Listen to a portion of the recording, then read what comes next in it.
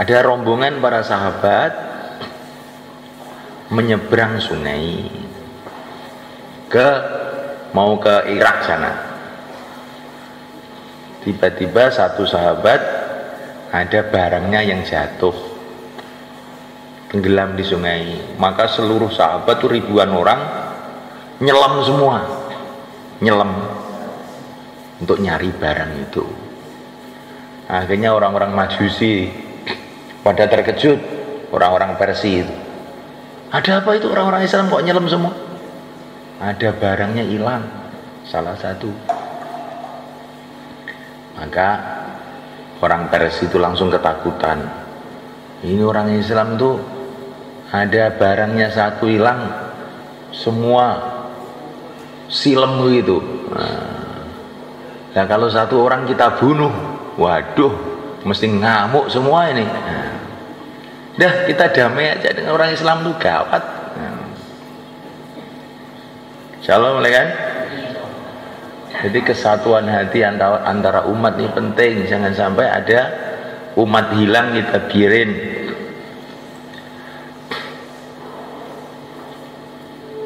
Kal jasadil wahid, jasad yang satu. Kalau telinga kamu hilang, kamu cari nggak kira-kira? Telinga hilang, dicari nggak? Nah kalau hidung hilang, dicari. Nyarinya di mana? Hidung hilang. Ada jamaah Pakistan dikirim ke kutub utara sana, saking dinginnya, setelah jaulah itu pulang ke masjid, telinganya hilang, nggak kerasa. Kita perlu pergi ke sana, insyaallah, kan?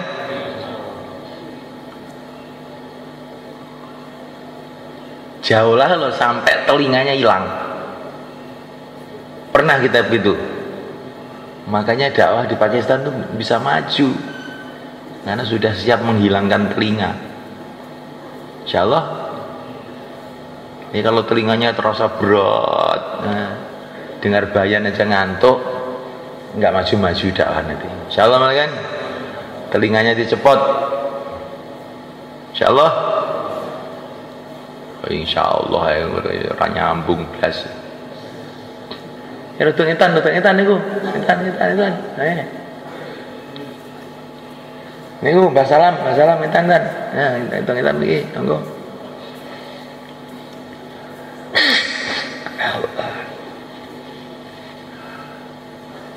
Allah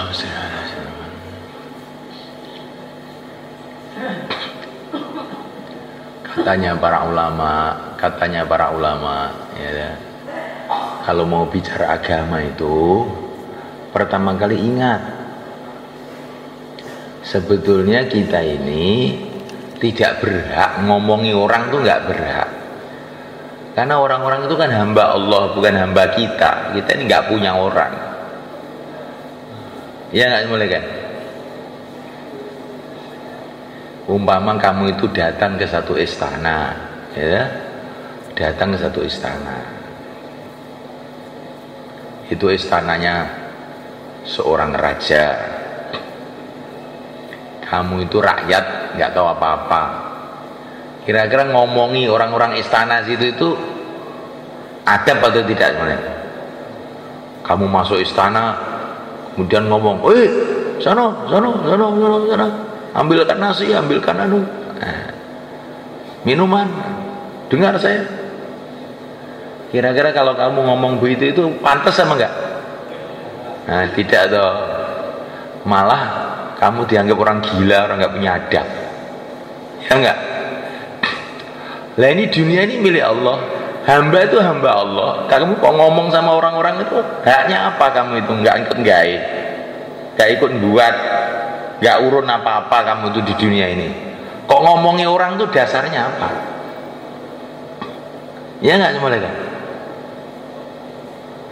Maka kalau kita ini ngomong sama orang, pertama kali ini perintah Allah, ini bukan mau saya. Iqra bismi rabbik. Bacalah Al-Quran kepada umat dengan atas nama Tuhanmu. Maksudnya itu kita ini kalau ngomong sama orang, ini saya ini tidak berhak untuk ngomong sebetulnya. Manusia-manusia ini hamba-hamba Allah. Hanya Allah yang berhak untuk bicara dengan mereka. Hanya Allah yang berhak memerintah mereka. Saya tidak berhak merintah apa-apa.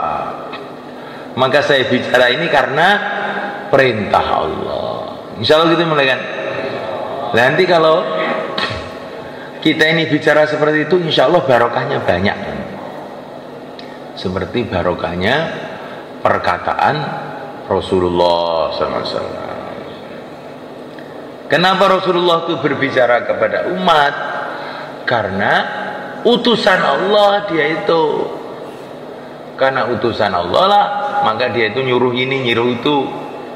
Lah kita ini bukan utusan Allah, tapi mengikuti utusan Allah. Insya Allah kan?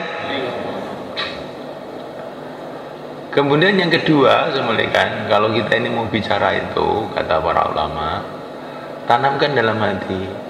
Ini umatnya Rasulullah SAW. Umat ini umatnya Rasulullah SAW.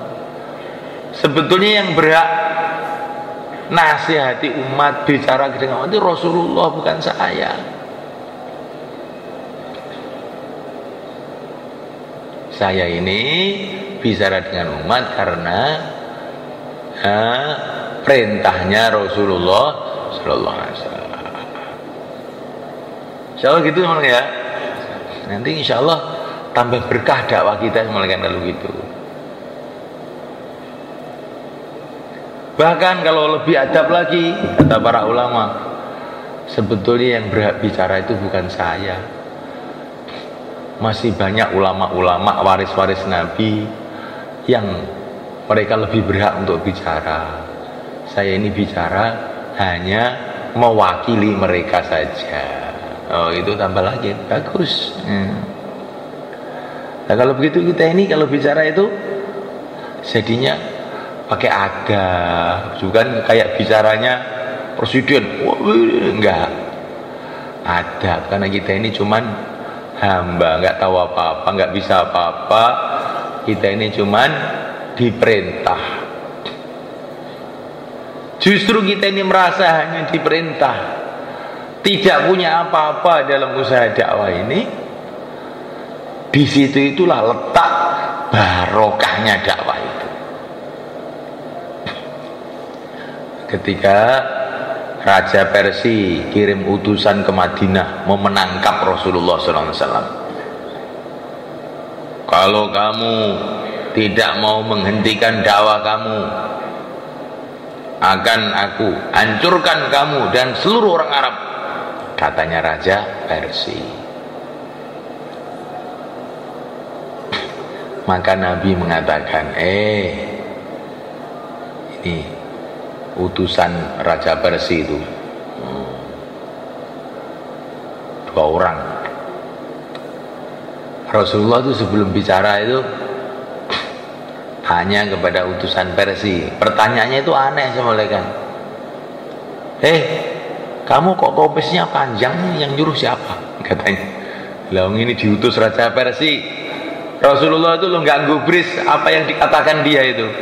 Akan saya hancurkan bangsa kamu kalau kamu tidak mau menghentikan dakwah, katanya utusan Persia itu. Nabi itu jawabnya lah, komis kamu kok panjang itu siapa yang nyuruh? Kata Nabi. Katanya utusan Persia itu, yang nyuruh Tuhan saya. Tuhan kamu siapa? Raja di Raja Persia. Jadi orang Persia itu perasaannya itu rajanya itu Tuhannya.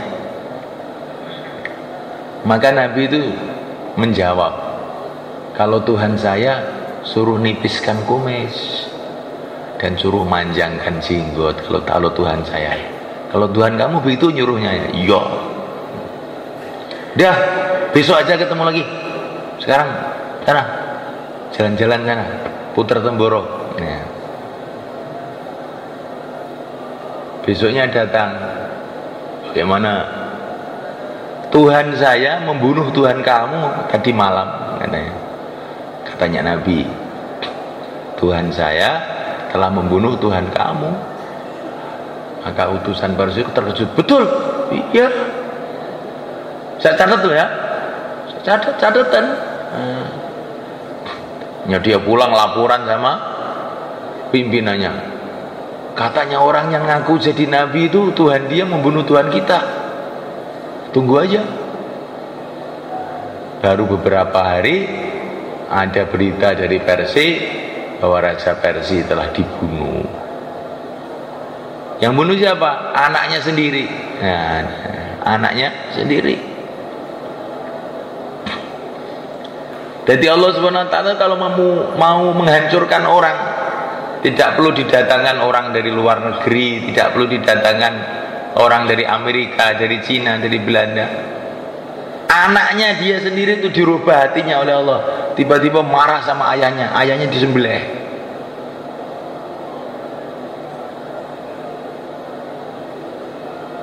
Nabi mengatakan kepada utusan Persia itu, di sini hal yang perlu kita perhatikan. Orang Persia, seumpama dakwah ini mau saya, kalau Raja Persia tidak setuju, saya hentikan.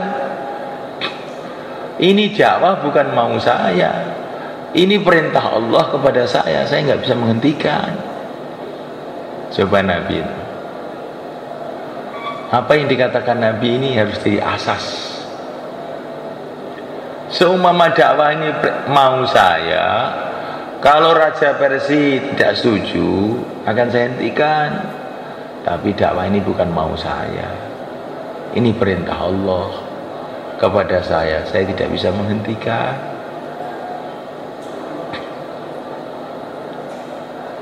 Disinilah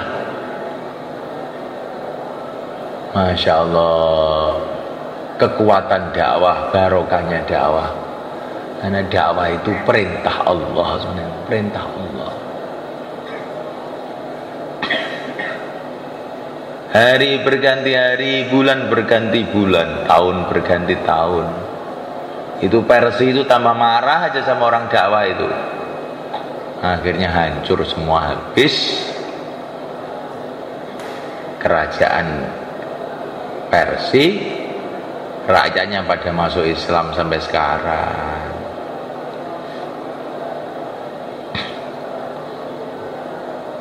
Nah, kita ini kalau dakwah itu ada orang nolak, ada orang tidak nolak, itu hati kita hanya kepada Allah, ya, kepada Allah saja.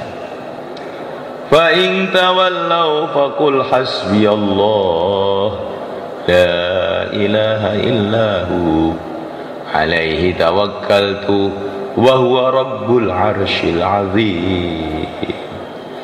Hai Muhammad, kalau orang-orang itu berpaling, nggak mau dengan dakwah kamu, katakanlah hasbi Allah, cukup Allah, alaihi tawakkaltu, hanya kepada Allah aku bergantung, wa huwa rabbul arsyil azim, dialah Tuhannya arasy yang agung. Kita juga begitu. Kalau ada orang mau nolak, nggak mau dengar, bagaimana doanya? Hasbi Allah la ilaha illahu alaihi tawakkaltu wa huwa rabbul arsyil azim.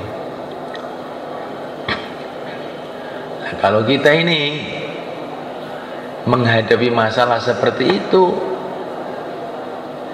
bergantung kepada Allah, ikut Rasulullah, akhirnya bagaimana? Wa may yatawakkal 'ala Allah fa huwa hasbuh. Barang siapa tawakal kepada Allah, Allah akan cukupi. Maka yang nolak Nabi itu malaikat dicukupi semua oleh Allah. Yang nolak Nabi dicukupi semua oleh Allah. Yang memang oleh Allah dikasih jatah hidayah, yang nolak-nolak itu akhirnya jadi wali-wali. Yang enggak dapat jatah hidayah, hancur semuanya. Abu Jahal, Abu Lahab, hancur. Persia, hancur. Musailimah al-Kadzdzab hancur. Tapi kalau memang dapat jatah hidayah yang musuh-musuh itu, akhir-akhirnya jadi sahabat Nabi, jadi pembela Nabi, jadi wali-wali Allah. Maka dakwah itu menghadapi orang memusuhi, orang senang, tenang-tenang saja. Hasbi Allah, syukur Allah, nanti Allah yang nyukupi. Udah gitu aja.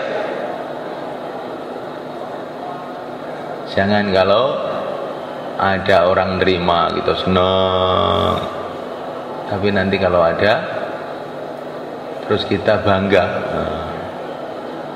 ini karena bayan saya bagus sekali, karena kerja saya rapi, akhirnya orang-orang senang. Oh, ini kita ini malah gagal kalau begitu semula kan. Kita ini malah gagal. Kalau ada orang senang, alhamdulillah, itu Allah yang bikin senang. Kalau ada orang berpaling,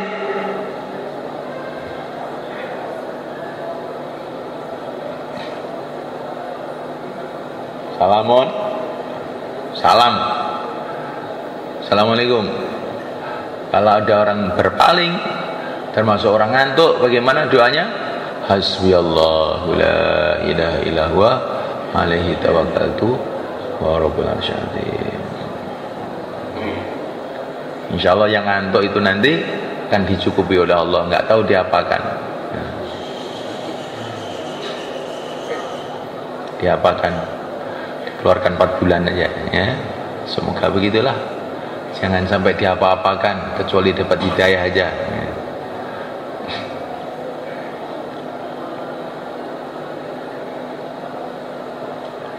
Nah, malaikat, maka kita semuanya keluar di jalan Allah. Insyaallah malaikat. Keluar di jalan Allah untuk latihan malaikat. Hari-hari itu latihan bicara keagungan Allah. Bicara kehebatan Allah, kekuasaan Allah yang tidak terbatas, yang menciptakan bumi, langit, dunia, akhirat dengan kun fayakun, jadilah maka jadi.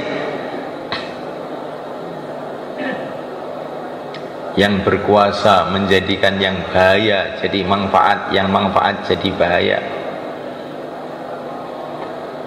Yang telah menjadikan dari tanah seorang manusia, dari tanah seekor kuda, dari tanah seekor kambing, dari tanah pula kala jengking, ulo, kadal, tikus, dari bahan yang sama, namanya tanah. Kekuasaan Allah tidak terbatas. Bukan ini tanah, ini bahan untuk manusia, bukan. Dari manusia dibikin tanah, dari manusia dibikin binatang, dari manusia dibikin tumbuh-tumbuhan. Bahannya satu aja. Dari tanah dibikin durian, dari tanah dibikin mangga, dari tanah bikin kelapa, dari tanah bikin jamu, dari tanah dibikin apa? Racun. Dari tanah dibikin segala macam yang di atas tanah. Wa kullu ma fawqat turabi turabu. Semua yang di atas tanah ini tanah. Maka subhanahu wa ta'ala, dari perkara yang sangat sulit kita ini berharap Allah membuat perkara sangat mudah. Kayak Nabi Musa, depannya lautan, belakangnya pasukan Firaun, teman-temannya sudah ketakutan semua.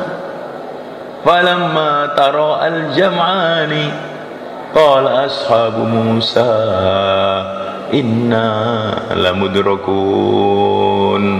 Ya. Depannya lautan, belakang pasukan Firaun, teman-temannya sudah ketakutan semua. Ini kesulitan apa kemudahan? Kesulitan. tiba-tiba Allah jadikan kesulitan itu malah kemudahan.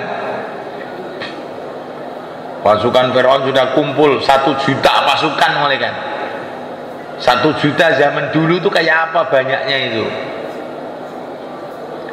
Zaman dulu 3000 tahun yang lalu ya suwe, penduduk masih sedikit, pasukannya Firaun itu 1 juta katanya, sebagian ulama begitu. Kumpul 1 juta pasukan dengan senjata lengkap, depannya lautan. Teman-temannya Nabi Musa ketakutan semua. Kesulitan apa kemudahan? Kesulitan. Tapi tiba-tiba jadi malah kemudahan. Lautan jadi jalan raya. Lah pasukannya Firaun sudah ngumpul, tinggal dimasukkan situ, malem udah habis. Coba kalau pasukannya itu nggak banyak,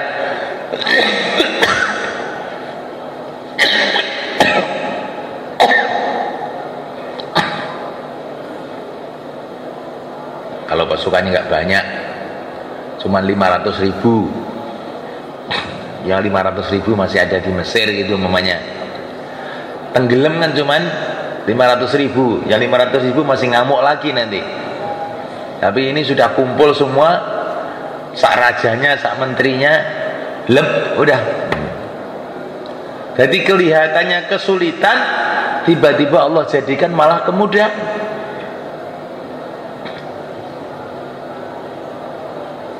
Nabiullah Ibrahim alaihissalam dilemparkan dalam api. Kesulitan mah kemudahannya mulai. Kakinya ditali, tangannya ditali. Fa'aradu bihi kaida faja'alnahumul asfalin. Nabi Khalilullah tangannya ditali, kakinya ditali, terus naikkan katrol. Ngerti katrol? Katrol seperti di jembatan kan ada katrol loh, dikerek. Ini kehinaan apa kemuliaan mereka? Penghinaan. Tiba-tiba malah berubah jadi kemuliaan. Ketika Nabi Ibrahim lemparkan dalam api, ternyata api itu malah dingin. Nabi Ibrahim itu malah enak. Maka putrinya Namrud katanya itu melihat dari atas, dari menara. Aduh, Ibrahim kok malah duduk enak-enak ya? Tuhannya Ibrahim kok bagus sekali ya. Dalam keadaan kesulitan dia membela hambanya. Senang saya dengan Tuhan Ibrahim itu. Kok bagus sekali Tuhannya Ibrahim itu, dan hebat sekali. Sudah, katanya putrinya Namrud tuh, Pak Namrud, saya ikut Ibrahim saja, Tuhannya bagus tuh. Dia malah terus ikut masuk dalam api itu, selamat juga katanya itu, malah masuk Islam. Nah, ini cerita Israiliyat. Nah, cuman cerita Israiliyat itu Nabi mengatakan wa hadis an bani Israil wala haraj, diceritakan nggak apa-apa, diceritakan nggak apa-apa asalkan tidak bertentangan dengan agama. Insyaallah boleh kan? Jadi kalau Allah itu mengendaki kesulitan tiba-tiba jadi kemudahan, kehinaan tiba-tiba jadi kemuliaan, kesusahan tiba-tiba menjadi kegembiraan, malam tiba-tiba jadi siang, siang tiba-tiba jadi malam, musuh tiba-tiba jadi kawan, kawan tiba-tiba jadi, janganlah, kawan tiba-tiba jadi mertua gitu loh, yang bagus loh. Jangan kawan jadi musuh, nanti repot nanti. Insya Allah mulai kan. Jadi itu, maka kita ini harus senantiasa berharap kepada Allah, senantiasa berharap kepada Allah, ta'alluq, berharap, bergantung, sekaligus takut, adab, nangis. Wa ibadur rahmanil ladzina yamshuna 'alal ardi hauna. Berjalan di muka bumi hamba-hamba Allah dengan andap ahsar. Kita mau latihan itu, berjalan 4 bulan hauna, dengan andap ahsar, dengan tawadhu, merendahkan diri di depan Allah. Bukan kelihatannya itu menunduk di depan manusia, hakikatnya itu menunduk di depan Allah. Itu kata kiai-kiai Jawa itu begitu, sujud terus menerus. Sujud terus menerus.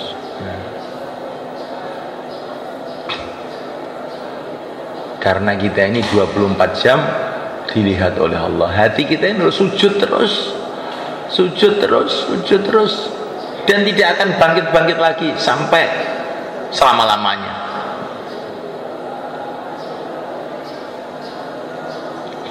Kalau sujudnya kepala kita sudah tahu, sujudnya hati. Sujudnya hati ini yang penting. Sujudnya hati itu adalah ketundukan, ketundukan, pasrah, bongkoan, pasrah total kehadirat Allah. Inna sholati wa nusuki wa mahyaya wa mamati. Hidupku, matiku, ibadahku semua adalah untuk Allah. Ini maksudnya keluar tuh begitu semuanya kan. Latihan sujud itu, latihan kita ini betul-betul taslim, pasrah, tafwid, menyerahkan diri, zahir batin, urusan apa saja kepada Allah. Lah kalau orang itu sudah pasrah seperti itu, diceritakan dalam Quran. Ini ada orang iman pada zaman Fir'aun. Dia mengatakan wa ufawwidu amri ilallah innallaha basirum bil ibad. Aku serahkan segala urusanku kepada Allah. Allah Maha tahu kepada hamba-hambanya. Hasilnya apa kalau orang sudah pasrah begitu? Fawaqahullahu sayyiati ma makaru wa haqa bi ali fir'auna su'ul azab. Dia selamat, musuhnya hancur.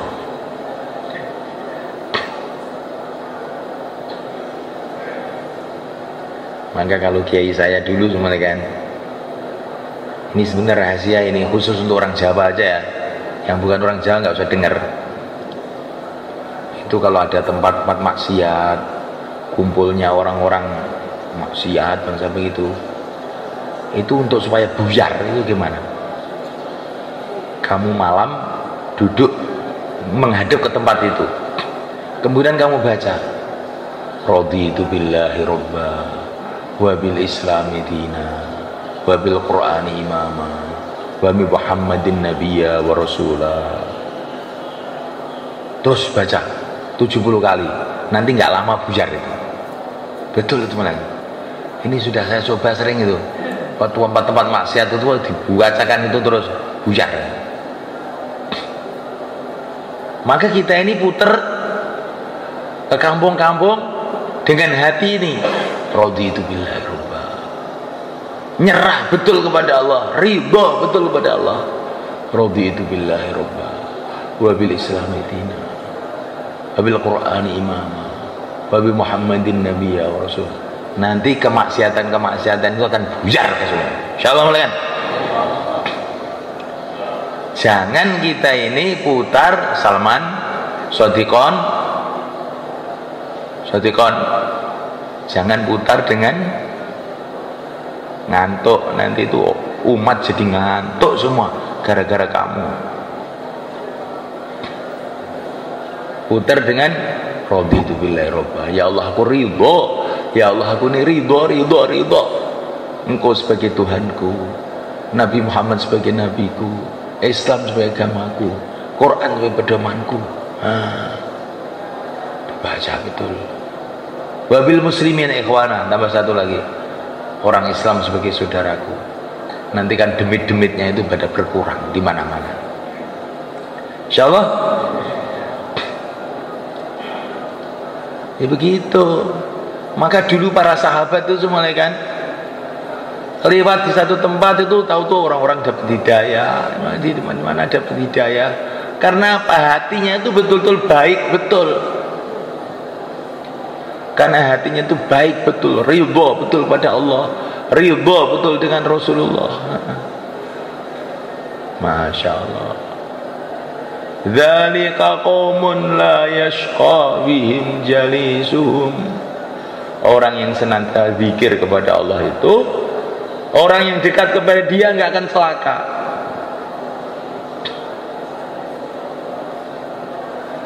Jadi kalau orang itu banyak zikir, orang yang berdekatan tuh nggak akan celaka. Maksudnya dapat hidayah nanti. Maka di mana-mana zikir. Di mana-mana zikir. Ini ada satu cerita, ada seorang ulama jalan-jalan dengan santrinya, tiba-tiba ada rumahnya orang Majusi di Persia sana, orang penyembah berhala, penyembah api. Nah, ulama tadi lewat itu terus di depan rumahnya orang tadi, dia berdiri aja. Tiba-tiba pemilik rumah itu buka pintu. Silakan masuk, orang-orang Islam silakan masuk. Saya tahu kamu orang Islam itu nggak mau sembelihan saya. Ini saya siapkan ayam masih hidup, kambing masih hidup, periuk baru. Silakan masak sendiri. Ayo kayu saya siapkan, silakan masak sendiri. Makan sepuas-puasnya. Saya bukan orang Islam, tapi senang saya dengan orang Islam tuh.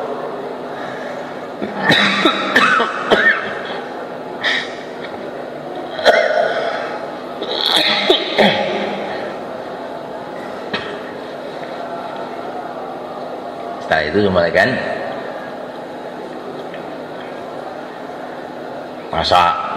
masak, ini santrinya ini, ya namanya santri itu begitu. Kalau tahu makanan itu pikirannya makanan aja. Sudah air liurnya itu keluar mau makan. Di santri itu keistimewaannya begitu. Kalau ada makanan, pengen makan. Kalau nggak ada makanan ngantuk. Itulah keistimewaannya. Ya. Ketika mau makan, tiba-tiba kiainya ini bilang, stop. Kita harus berbuat baik dulu dong dengan yang punya rumah. Berbuat baik dulu dengan yang punya rumah. Yang punya rumah sudah berbuat sama kita, kita nggak berbuat baik sama dia. Gimana itu kamu? Bagaimana? Pokoknya saya niat sebelum yang punya rumah masuk Islam saya tidak akan makan. Kita doa sama Allah dan zikir. Tiba-tiba yang punya rumah itu datang. Kok nggak makan? Kamu mau saya masuk Islam ya? Iya. Asyhadu an la ilaha illallah wa asyhadu anna rasulullah. Ayo makan sama-sama. Jadi semalekan orang itu kalau banyak zikir nanti di mana-mana itu jadi asbab hidayah. Orang itu kayak mudah jadi dapat hidayah itu. Itu kemarin tuh saya jumpa orang Jakarta, orangnya nggak saya sebut. Dia ini punya tetangga itu pendeta Kristen, dan bubensinya sama Islam masalah itu herdernya itu, tahu herder kuwede. Maka ini orang ini juga sering kesini. Dia bilang tiap hari saya datangi dia. Sebelum saya datang, saya baca istighfar, astagfirullah, astagfirullah, astagfirullah. Pokoknya sampai plong dalam hati itu, boys, biar dosa saya itu diampuni oleh Allah. Kalau diampuni itu nanti ya insya Allah barokahin nanti. Astagfirullah, astagfirullah, astagfirullah, astagfirullah. Terus baca selawat. Nanti kalau baca selawat dapat doanya Rasulullah, barakah. Allahumma sholli ala Muhammad, Allahumma sholli wa sallim ala sayyidina Muhammad, Allahumma sholli wa sallim ala sayyidina Muhammad. Terus saya pergi ke rumahnya pendeta tadi,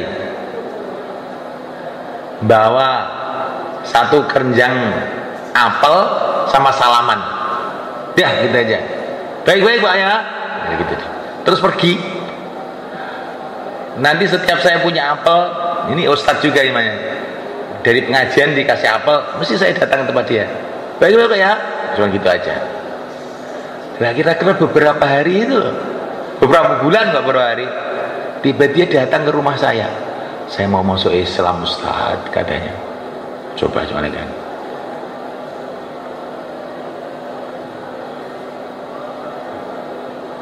Insyaallah kan.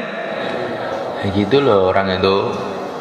Dikeluarkan kesaktiannya itu. Jangan ngeluh saja. Tempat saya itu sulit. Yang sulit itu kamu. Setiap bayan mesti tidur, itu masalahnya. Nah, yang sulit itu kamu, bukan orang-orang. Insyaallah kan. Jadi kita ini keluar latihan begitu, latihan cari pengalaman hubungan kepada Allah. Kelihatannya itu datang ke rumah-rumah, hakikatnya kita ini mau belajar hubungan dengan Allah. Istighfar, selawat dulu, doa, akhirnya orang-orang dapat hidayah. Insyaallah kan?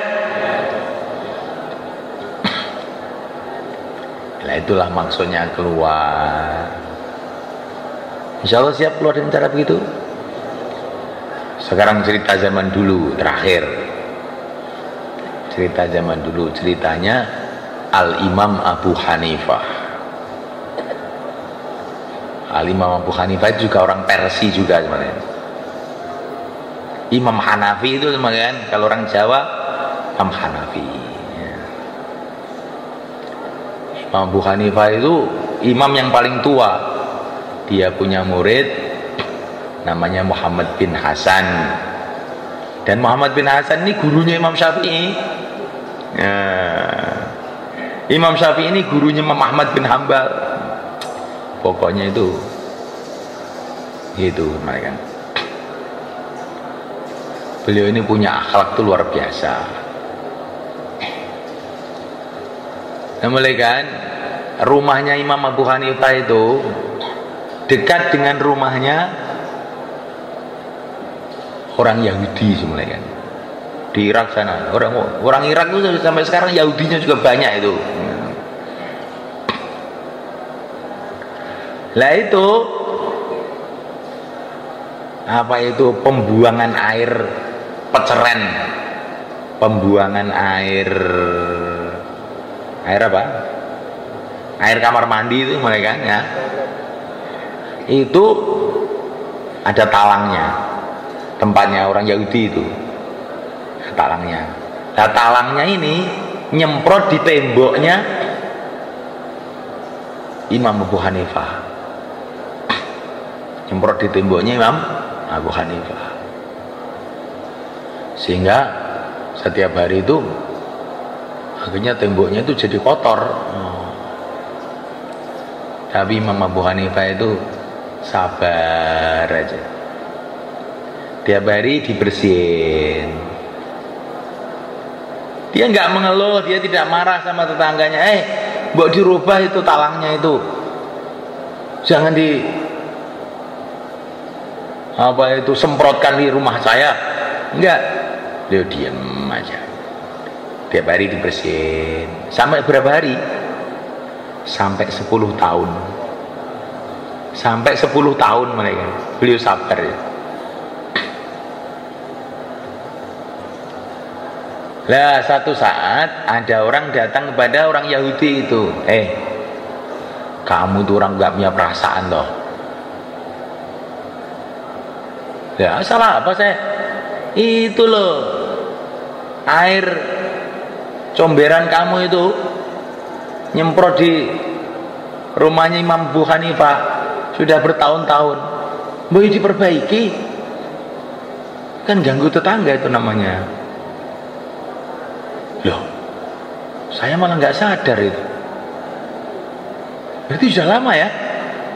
Udah lama diablek nganggo dhewe ya. Akhirnya Yahudi tadi itu melihat itu WC-nya itu. Oh iya, ternyata kok nyemprot di rumahnya Abu Hanifah ya. Udah lama kelihatannya ini.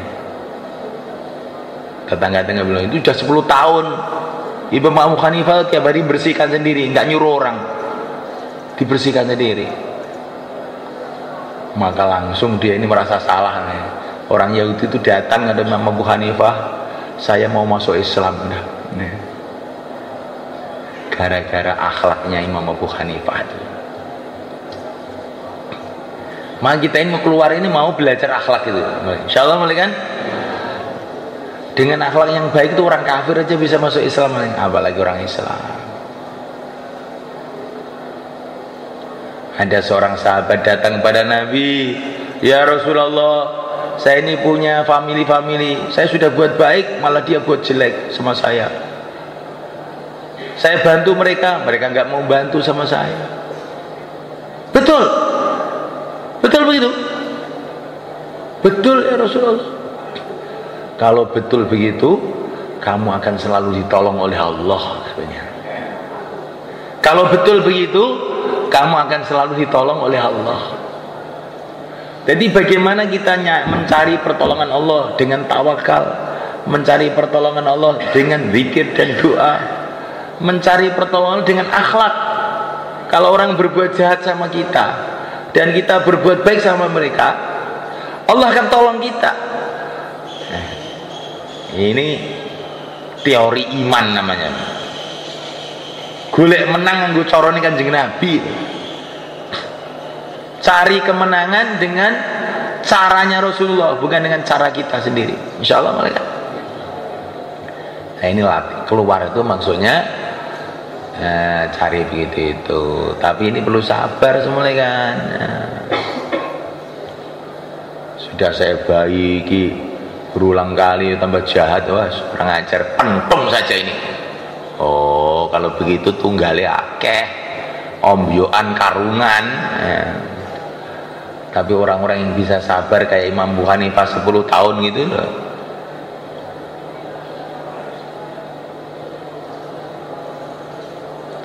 Ada lagi cerita Abu Hanifah. Abu Hanifah itu orangnya Masya Allah semuanya kan.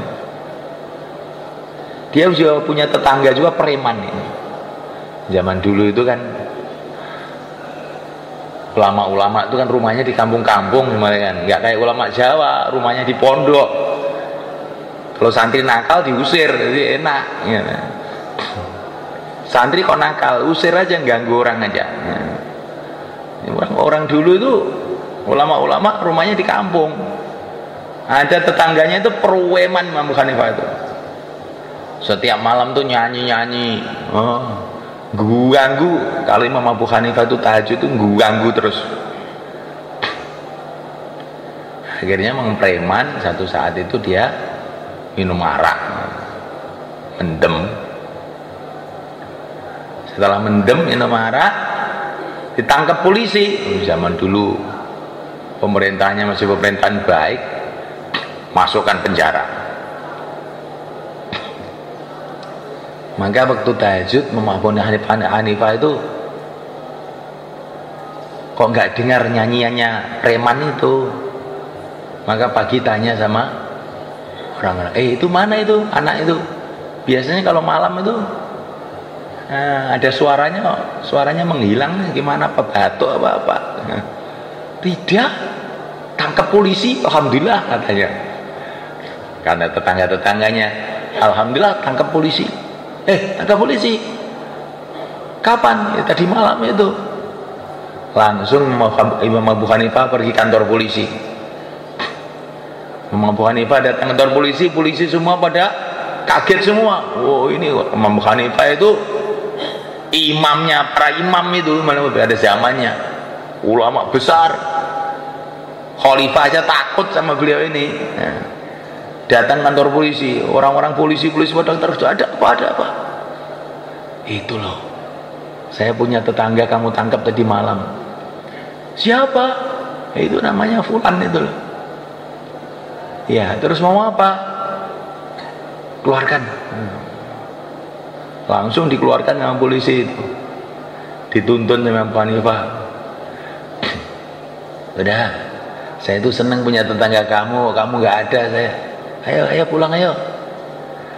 Maka saya itu nangis, ya, premannya itu nangis, ya Allah, alangkah baiknya orang ini, Syekh, saya sudah tobat, Syekh, pokoknya saya tidak ganggu lagi, Syekh. Bagus katanya. Bagaimana kalau kita punya akhlak seperti itu? Kalau saya nggak bisa begitu, pokoknya ngantuk pentung. Shalom kan? Imam Hanifah itu loh, setiap tahajud diganggu itu nggak marah sebenarnya.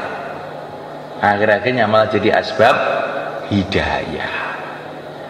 Ini akhlak yang demikian itu mulai kan kita perlu belajar. Nah, ini maksud kita keluar. Amalan hati, amalan dohir kita latih dengan keluar fatoni. Amalan mata kita latih berapa bulan? Paling sedikit ini. Untuk ngelatih ini setahun pun belum bisa itu. Betul mana kan?